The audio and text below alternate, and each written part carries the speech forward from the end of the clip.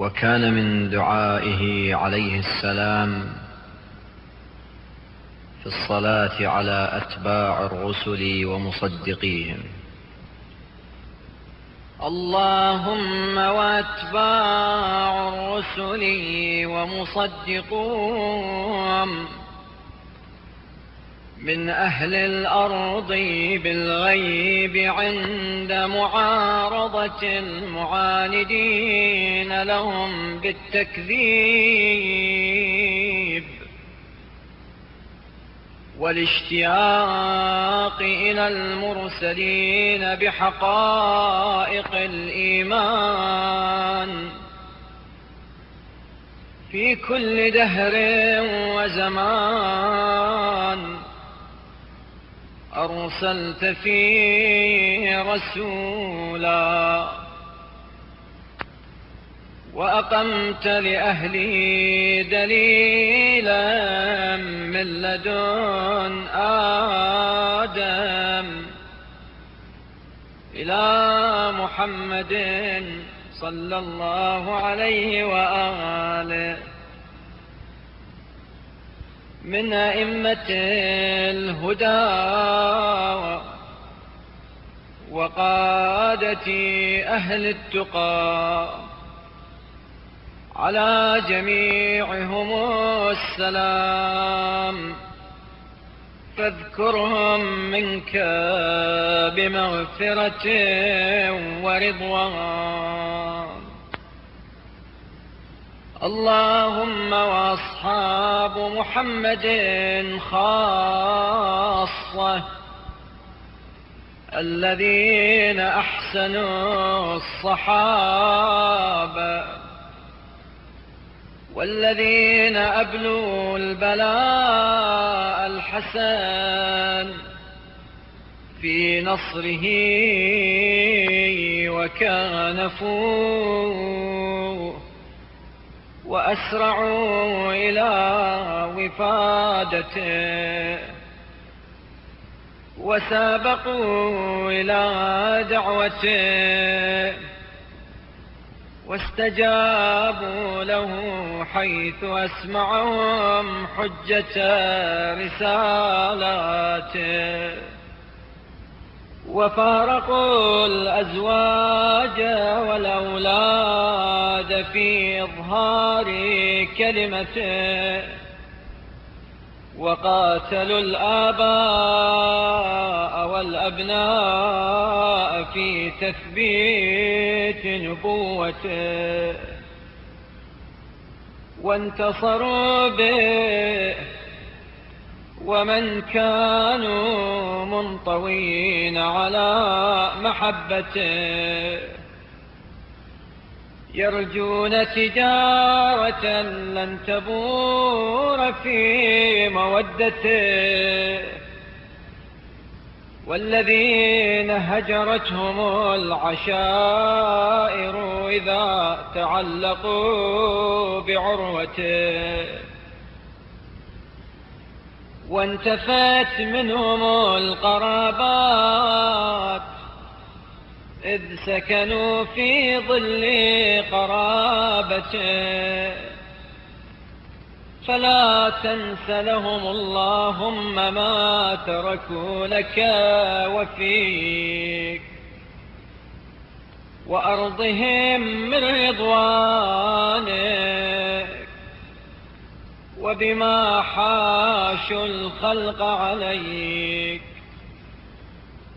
وكانوا مع رسولك دعاة لك إليك، واشكرهم على هجرهم فيك ديار قومهم وخروجهم من سعة المعاش إلى ضيق، ومن كثرت في إعزاز دينك من مظلومهم. اللهم وأوصل إلى التابعين لهم بإحسان الذين يقولون ربنا اغفر لنا ولإخواننا الذين سبقونا بالإيمان خير جزائك، الذين قصدوا سمتهم وتحرروا وجهتهم ومضوا على شاكلتهم، لم يثنهم ريب في بصيرتهم، ولم يختلجهم شك في قفو آثارهم، والائتمام بهداية منارهم، مكانفين وموازرين لهم، يدينون بدينهم ويهتدون بهديهم، يتفقون عليهم ولا يتهمونهم فيما أدوا إليهم. اللهم وصل على التابعين من يومنا هذا إلى يوم الدين،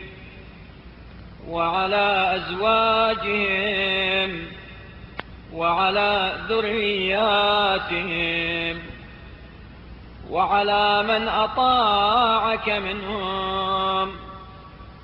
صلاة تعصمهم بها من معصيتك،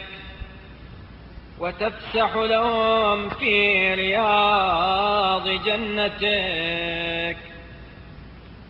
وتمنعهم بها من كيد الشيطان، وتعينهم بها على ما استعانوك عليه من بر، وتقيهم طوارق الليل والنهار إلا طارقا يطرق بخير، وتبعثهم بها على اعتقاد حسن الرجاء لك والطمع فيما عندك، وترك التهمة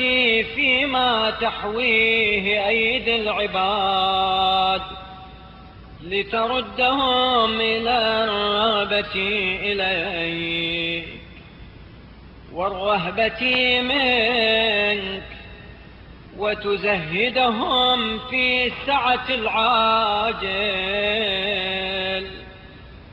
وتحبب إليهم العمل للآجل، والاستعداد لما بعد الموت، وتهون عليهم كل كرب يحل بهم يوم خروج الأنفس من أبدانها، وتعافيهم مما تقع به الفتنة من محذوراتها، وكبت النار وطول الخلود فيها، وتصيرهم إلى أمن من مقيل المتقين برحمتك يا